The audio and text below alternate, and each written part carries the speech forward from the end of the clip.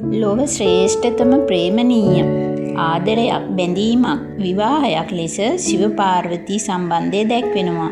නිර්මල මෙන්ම ඊතා ගැඹුරු විඥානය නම් වූ ශිව සහ ශක්තියේ හේවත් ස්ත්‍රිය නම් වූ පාර්වතිය යන දෙදෙනාගේ විවාහය සදාකාලික එකමුතුව සංකේතවත් කරන ආදරයක් සහ විවාහයක් ලෙස දැක්වෙනවා.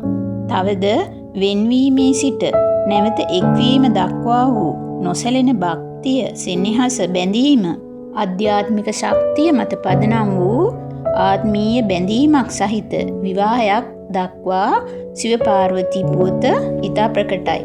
මහා ශිව දෙවිඳුගේ පළමු පතිනිය ලෙස සතී ලෙස නම්දරා ශිව දෙවිඳුගේ ආත්ම අභිමානය සුරකිමින් තම දිවිය පුදකොට නැවත පාර්වතී ලෙස උපත ලබා ඉතා කටුක තපස්දම් රැක නැවතත් මහා ශිව දෙවිඳුගේ පතිනිය බවට පත්වෙනවා.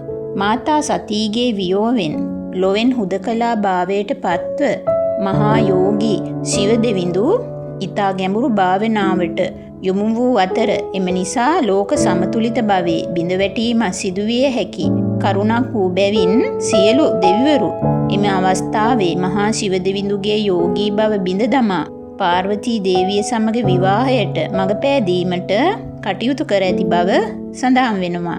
කාමදේව ලවා හීසර විද්දවා ඇති බැව් සඳහන් වෙනවා.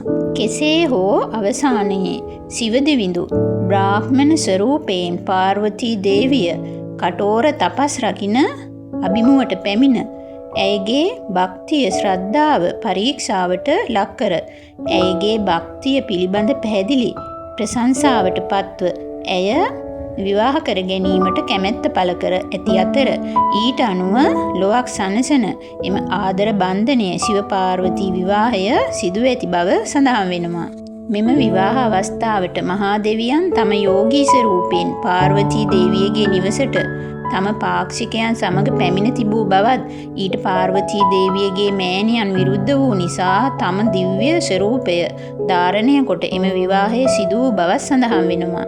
ඔවුන්ගේ මෙම විවාහ සංවත්සරය මහා ශිවරාත්‍රි දිනය ලෙස ලොව පුරා හින්දු බැතිමතුන් සැමරීම සිදු කරන බව සඳහන් වෙනවා. මෙහිදී ලොවට පෙන්වා දෙන්නේ අධ්‍යාත්මිකත්වය සහ පවුල යන භෞතික පැතිකඩ එකතුවෙන් ඉතා සාර්ථක ජීවිතයක් පවත්වාගෙන යා හැකි බව.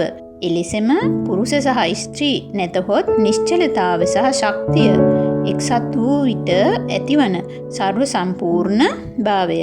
මෙහිදී පෙන්නුම් කරමින් අර්ධනාරීශ්වර ස්වරූපයද එදින පෙන්නුම් කරමින් පුරුෂ ස්ත්‍රී සමානාත්මතාව වැනි දෑ මෙහිදී ලෝකයාට පෙන්වා දී ඇති බව දැක්වෙනවා. විශ්වාසයන්ට අනුව ඔවුන් දරු දෙදෙනෙකුගේ දෙමාපියන් ලෙස කෛලාශ පර්වතයෙහි අදටත් ජීවමාන බව විශ්වාසයයි.